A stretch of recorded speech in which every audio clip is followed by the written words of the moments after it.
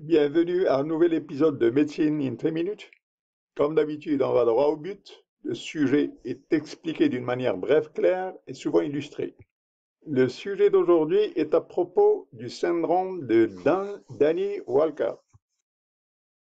Alors, au cours de cette présentation, nous allons successivement aborder la définition du syndrome, un rappel anatomique du cervelet, la physiopathologie du syndrome, l'épidémiologie, les symptômes, les conditions génétiques, le diagnostic et le traitement. Alors, la malformation de Danny Walker ou le syndrome de Danny Walker est une malformation congénitale. Le vermis qui permet de joindre les deux hémisphères cérébelleux est manquant. Ici, c'est la structure du cervelet. Ici, c'est le flocule nodulaire. En vert, c'est le paradermis. Et en bleu, c'est le vermis. Alors, dans le syndrome de Danny Walker, cette formation du vermis est manquante. Et l'espace du quatrième ventricule et de la fosse postérieure sont augmentés de volume. Alors, en profil, voilà comment ça se présente. Le troisième et le quatrième ventricule sont souvent affectés et le flux du liquide cérébrospinal est perturbé et ça entraîne une augmentation de la pression intracrânienne. Le degré d'invalidité est pratiquement pour toute la vie. Alors, le quatrième ventricule est enlargi. Il entraîne une compression du tronc de façon antérieure et il existe une formation kystique à l'intérieur du cervelet avec absence congénitale du vermis. Tout en sachant qu'il y a un blocus du liquide céphalorachidien et souvent accompagné d'une agénésie du corps calleux. La malformation survient entre le 5e et le 6e semaine après la conception. La fosse postérieure est élargie.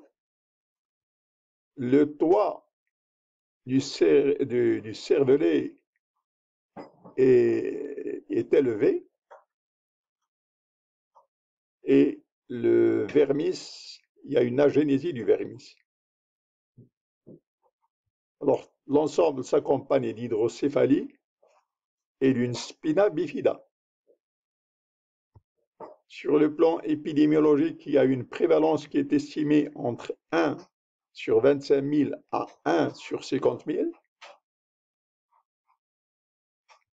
Le syndrome affecte environ 4,3% de toutes les hydrocéphalies congénitales et 2,5% de toutes les hydrocéphalies. 21% au moins de ceux qui sont affectés ont des parents qui ont des malformations. Alors sur le plan symptomatologique, il y a une augmentation du périmètre crânien, une déviation des yeux vers le bas, des vomissements, excès de sommeil et des convulsions. Les conditions génétiques associées incluent l'omphalocèle occipital,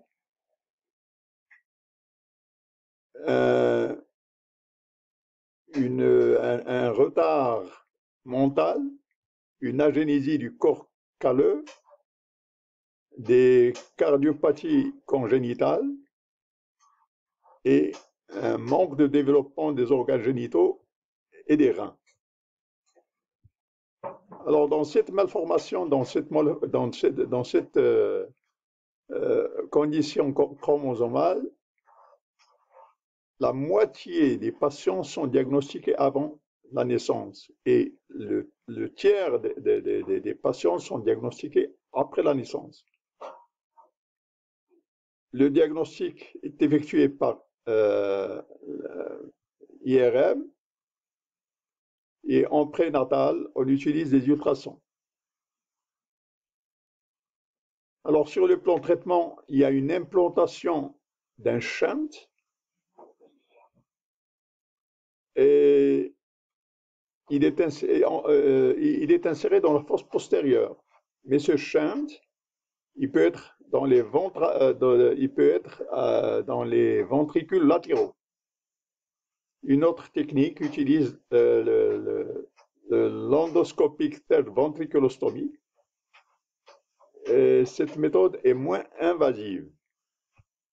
Donc le traitement, c'est l'intervention chirurgicale avec un placement du shunt.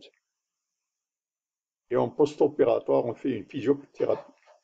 Alors le rappel des éléments essentiels, une agénésie du vermis qui s'accompagne d'une augmentation de l'espace de la loge occipitale avec une ascension du toit du cervelet, hydrocéphalie et spina bifida. Sur le plan symptômes, augmentation du périmètre crânien, déviation des yeux vers le bas, des vomissements, un sommeil excessif et des convulsions. Les conditions génétiques associées, l'emphalocèle occipital, la génésie du corps calleux, un retard mental et des cardiopathies congénitales, en plus d'un manque de développement des organes génitaux et des reins. Le traitement, le placement du shunt de façon chirurgicale et la physiothérapie après.